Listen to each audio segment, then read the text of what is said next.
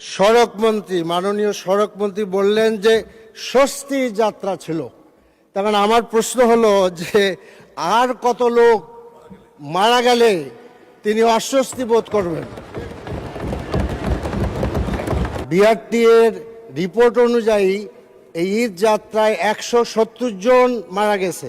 যাত্রী কল্যাণ সমিতির রিপোর্ট অনুযায়ী 370 জন। এরপরে আমরা দেখলাম যে দৌলতদিয়া একটা আস্ত বাস পানির নিচে চলে গেল।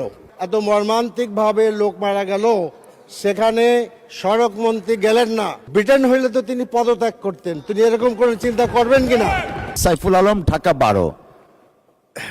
জি মাননীয় স্পিকার, আপনাকে অনেক অনেক ধন্যবাদ।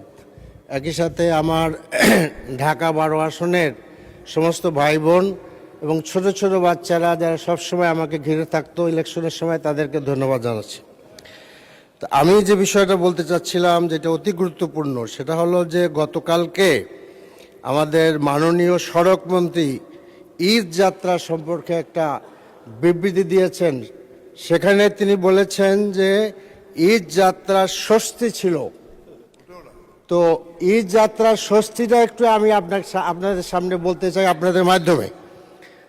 আমাদের বিআরটি এর রিপোর্ট অনুযায়ী এই ঈদ যাত্রায় 170 জন মারা গেছে। আর হলো যাত্রী কল্যাণ সমিতির রিপোর্ট অনুযায়ী 370 জন। এরপরে আমরা দেখলাম যে দৌলতদিয়া একটা আস্ত বাস পানির নিচে চলে গেল। এখন আমাদের সড়কমন্ত্রী মাননীয় সড়কমন্ত্রী বললেন যে স্বস্তি যাত্রা ছিল। তখন আমার প্রশ্ন হলো যে আর কত লোক মারা গেলে তিনি অস্বস্তি বোধ করবেন? এবং মাননীয় স্পিকার, আরও কথা আছে।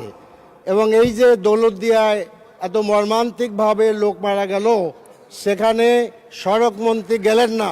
মাননীয় সদস্য, দয়া করে আপনি একটা নোটিশ প্রদান করতে পারেন বিধি অনুসারে। মৃত্যুবরণ যারা করেছে তাদেরকে মাত্র 25,000 টাকা, জীবনের মূল্য ধরা হলো 25,000 টাকা, আর আহতদের জন্য 15,000 টাকা। মাননীয় সদস্য, আপনি একটা কয়েক সেকেন্ড আপনি নোটিশ প্রদান করতে পারেন, তারপরে আমরা বিবেচনা করব। অসংখ্য ধন্যবাদ মাননীয় সদস্য। কয়েক সেকেন্ড আমি চাচ্ছি। এখন আমার প্রশ্ন হলো যে এইরকম একটি কন্ট্রাক্টরি উনি বিবৃতি দিলেন, কারণ সড়ক মন্ত্রী কি এ ব্যাপারে আমরা যে ওয়েস্টমিনিস্টার ফলো করি, ব্রিটেন হইলে তো তিনি পদত্যাগ করতেন। তিনি এরকম করে চিন্তা করবেন কিনা? তিনি কোন চিন্তা করবেন কিনা? মাননীয় সদস্য, আপনাকে ধন্যবাদ।